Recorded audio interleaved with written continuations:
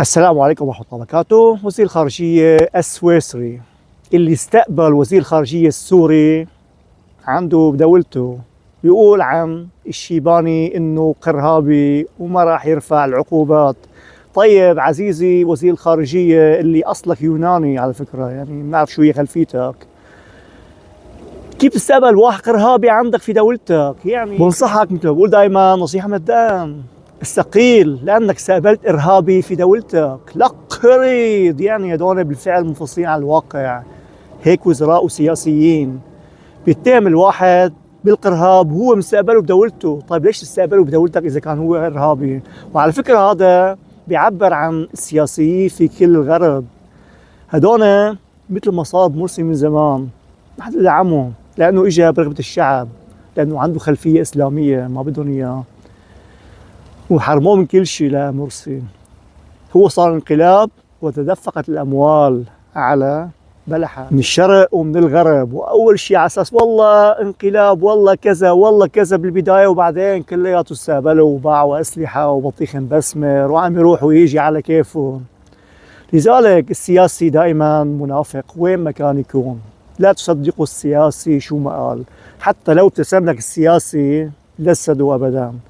يعني هذا السياسي بيمد لك ايده بالغرب، ممكن بعدين يطعنك بالايد الثانيه. وعلى فكره حتى بالنسبه لاستقبال الوفود العربيه والغربيه، احتمال ما حدا لاحظ الشغله هيدي، انه لما يمدوا ايدهم بيمدوا ايدهم من دون نفس.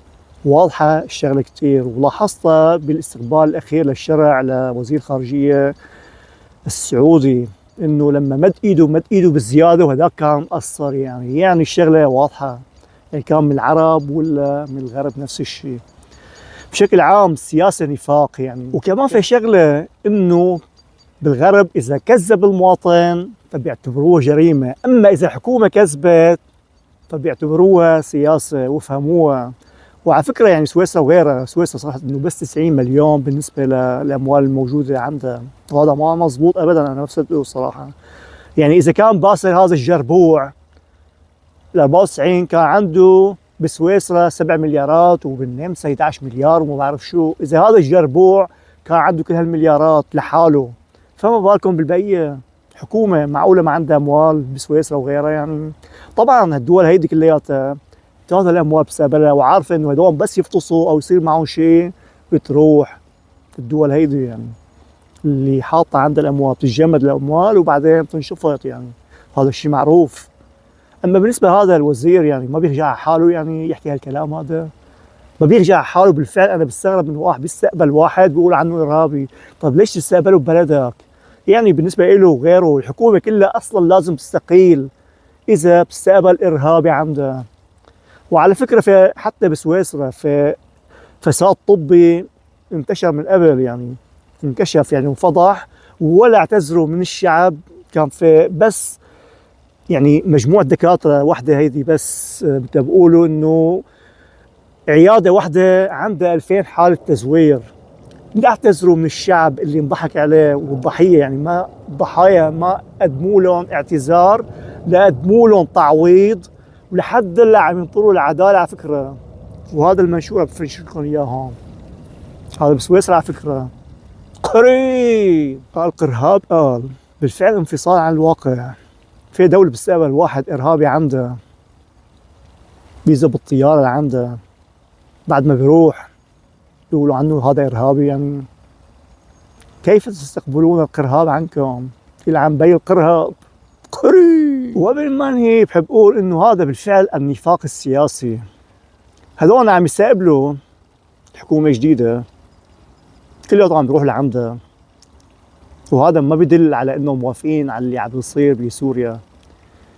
يعني ما ينضحك عليهم ولا هدول حمير، يعني كل شيء مدروس بالنسبة لهم لما يستقبلوا واحد عندهم أو يروحوا لعنده. يعني ما مشان سواد عيون الحكومة الجديدة الحالية، في شيء ثاني عم يخططوا له. ما كانوا موافقين على اللي صار ولا كانوا عاطين ضوء الأخضر، وما لهم مبسوطين من البداية على فكرة كلياتهم. بشكل عام بجوز كان سياسي هيك احتمال يعني، بس بشكل عام السياسيين الفاعلين ما لهم مبسوطين باللي صار يعني.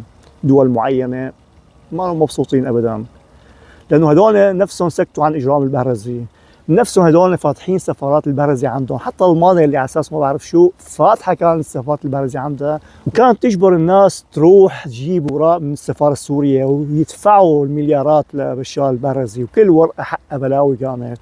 الجواز ما 100,000 ل 2000 ما بعرف شو إذا كانت صريح، غير التصديق غير التمديد غير ما بعرف شو إلى آخره. يعني كانت مضخة ألمانيا بالأموال، عم تضخ الأموال للنظام البقرستاني بطريقة السفارة، عن طريق السفارة فقط لا غير.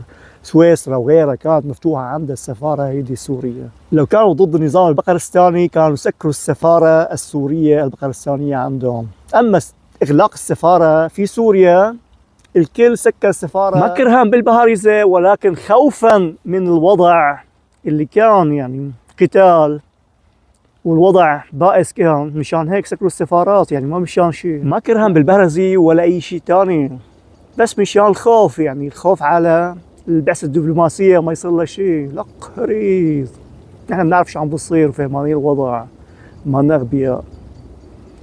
وبالنسبة للحكومة الحالية ما بحكي بتفكر الصراحة، ولا بنصحها يعني الصراحة، يعني إنه لا تصدقوا أي وفد دبلوماسي جاي لعنكم عم يبتسم لكم.